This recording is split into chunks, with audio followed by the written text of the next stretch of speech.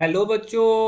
हमारा प्रश्न है, नीचे दो घटकों को मिलाकर बनाए गए कुछ मिश्रण दिए गए हैं। निम्न में से किस बाइनरी मिश्रण में द्रव एवं वाष्प अवस्था में समान संगठन होगा? एथेनॉल क्लोरोफॉर्म, नाइट्रिक अम्ल जल, benzene toluene, ethyl chloride, ethyl bromide. Option दिए हुए हैं, चार ऑप्शन है हमारे पास। ठीक है, तो हम लोग को यहाँ पर मुख्य अवधारणा समझना होगा। तो सबसे पहले हम लोग को मुख्य अवधारणा में जो समझना है वो समझना है कि पहले बाइनरी विलयन क्या होता है। बाइनरी मिश्रण, बाइनरी मिश्रण जिसमें दो अवयव उपस्थित हों उसको बोलते हैं बाइनरी मिश्रण। ठीक है, जब दो अवयव रखता है, जो दो अवयव रखता है, बाइनरी मिश्रण कहलाता है। ठीक है, यहां पे सभी के सभी बाइनरी मिश्रण है। ठीक, अब डिपेंड करता है, क्वेश्चन में लिखा हुआ है कि द्रव एवं वाष्प अवस्था में समान संगठन होगा। तो द्रव एवं वाष्प दोनों में, द्रव तथा वाष्प दोनों में समान संगठन।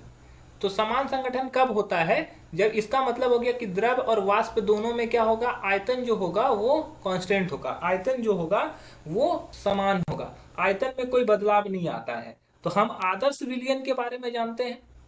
आदर्श विलयन, आदर्श विलयन क्या होता है? आदर्श विलयन रॉल्स लॉ को नियम को फॉलो करता है। वहां पे डेल्टा एच का वैल्यू जीरो होता है और डेल्टा वी का भी वैल्यू जीरो होता है। साथ ही साथ आदर्श विलयन में मान लो कि कोई दो घटक हैं ए और बी, तो ए का अंतरा आणविक बल बराबर होगा बी के अंतरा आणविक बल के बराबर होगा और ए बी के अंतरा आणविक बल के। जबकि अनादर्श विलयन जो होता है वो जस्ट उल्टा दिखाता है, वो जस्ट उल्टा दिखाएगा।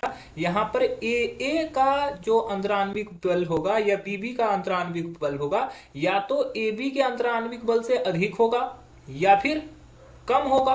ठीक है, अगर अधिक होगा तो वो धनात्मक विचलन दिखाएगा और कम होगा तो वो ऋणात्मक विचलन दिखाएगा। तो ये एक तरह का एजियोट्रॉपिक मिश्रण हो जाता है। इसके अलावा ये रॉल्स के नियम को पालन नहीं करता है, वहां पे डेल्टा एच और डेल्टा भी जीरो के बराबर नहीं होगा। तो हम लोग को समझना होगा कि ये किस प्रकार का विलयन है। जैसा पहला है एथेनॉल, एथेनॉल प्लस क्लोरोफॉर्म। तो ये दोनों जो है ना, ये एक तरह का अनादर्श विलयन है। ये क्या है? अनादर्श विलयन। ठीक है, एथेनॉल क्या है? एच बंध बनाएगा। तो इसका जो और क्लोरोफॉर्म जो है, एथेनॉल चूंकि एच बंध बनाता है, इसी वजह से ए का जो बॉन्डिंग होगा वो ज्यादा स्ट्रांग होगा।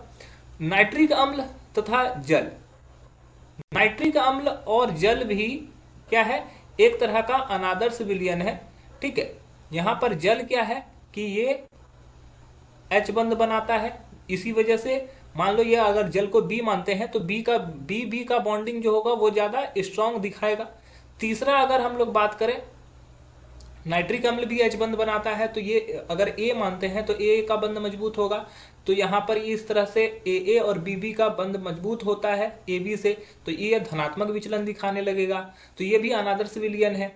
उसके बाद अगर बात करें सी की, बेंजीन और टोल्यूइन, बेंजीन और टोल्यूइन कुछ लगभग एक ही जैसे होते हैं। ठीक है, बेंजीन और टोल्यूइन लगभग एक ही जैसे होते हैं, तो ये लगभग आदर्श विलयन बनाते हैं। ठीक है, ये आदर्श विलयन है। उसके बाद चौथा अगर बात करें तो चौथा में हम लोग का दिया हुआ है एथिल क्लोराइड और एथिल ब्रोमाइड।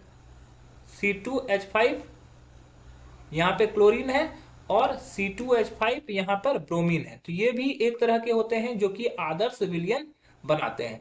तो आदर्श विलयन का आयतन क्या होता है?